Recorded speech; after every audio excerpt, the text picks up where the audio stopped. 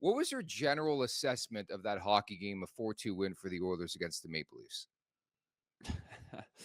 It wasn't too much different than the three before that. You know, they come out hot and do the right things. It looks like they're prepared. Come out and get a big win, and then rest on their laurels and just take their foot off the pedal. Let them come at them. Start to get scrambly. Just absolutely abandon ship with whatever their their process was and their game plan was.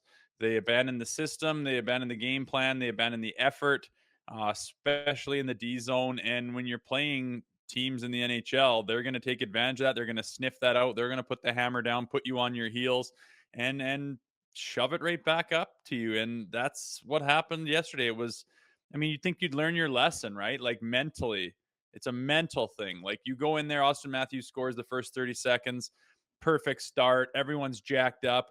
And then I know I've been a part of it where you're like, oh baby, it's our night tonight. And then all of a sudden you start to think down the road and think other things and start to feel like it's going to be an easy night. And you know, that's something that happens to every team. But when it's happened to you four times in a row, I mean, something's got to give here. Like there's got to be some fingers pointed and some adjustments made because it's just so unacceptable. It's not good hockey. It's not a good hockey team that does that. It's really the opposite. And it is frustrating, very Leafy, because they are good enough to go out there and get that lead every night lately, and not good enough to hold on to it. Man, I felt like I was watching an alternate feed because the breakdown on the broadcast, and understandably so, is like the Leafs got them where they want. Like, am I the only one who felt it was men against boys in that game? Like, first and foremost, shout out to the crowd in Edmonton. That had that playoff feel, that intensity, the passion. But I just think one team was way better than the other. And I think if it weren't for Martin Jones in the first half of that hockey game, I don't think it's close. But you're so right. I had that feeling 20 seconds in. That's why I predicted a Maple Leafs victory. They were buzzing. You know, what a goal. Marner to Matthews. It's 1-0.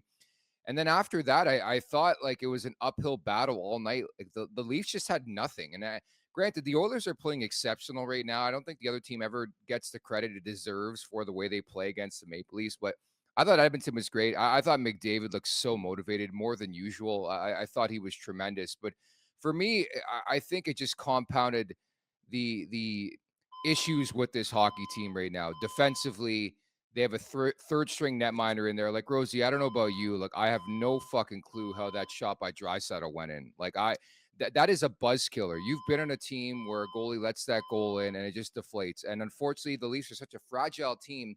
You surrender a goal like that. I saw that happen. I'm like, they're in trouble here.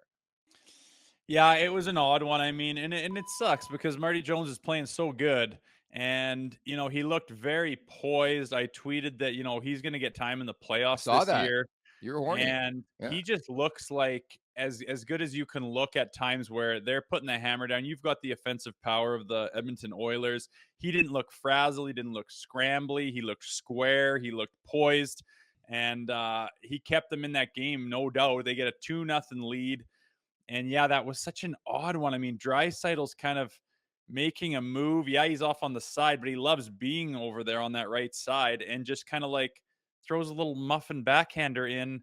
And I think he must have just lost his post, must have lost his positioning, thought he was on the spot and just flips it in. That was very odd, but yeah, a big time deflator. I would have to agree. But like you said, credit to the Edmonton Oilers because when they got down two, they didn't seem to go on their heels at all.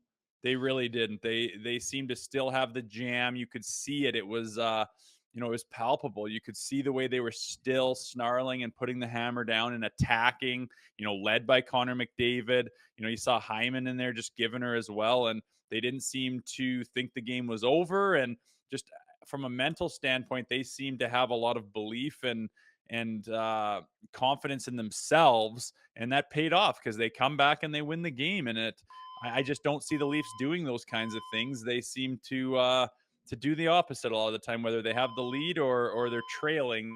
It's always the negative that it seems to be in their minds during those situations, and it's bit them so many times. It's getting embarrassing.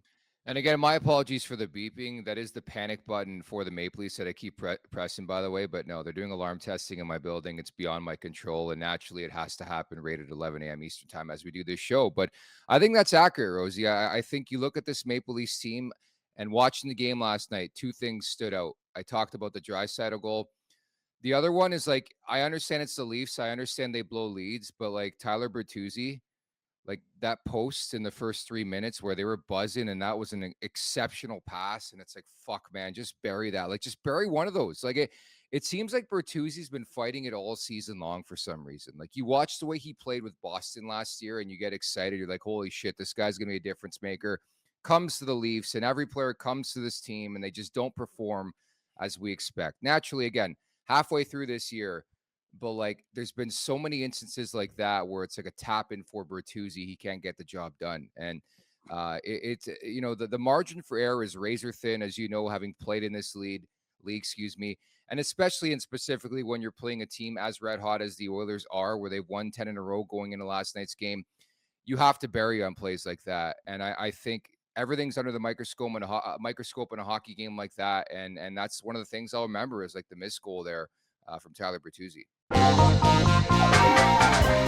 Make sure to check out more of our content right here on the Leafs Nation YouTube page. We got long form interviews, we got clips, we got epic rants by Jay Rosehill. We simply have it all. And don't forget, you can find out much more at theleafsnation.com. Thanks so much for watching.